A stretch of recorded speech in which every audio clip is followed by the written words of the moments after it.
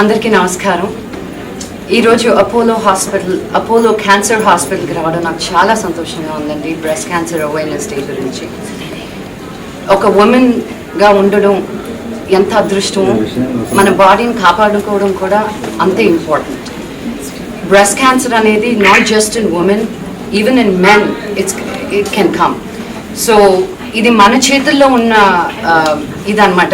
మిగతా కొన్ని డిసీజెస్ మన కంట్రోల్లో ఉండవు, కానీ this is in our control.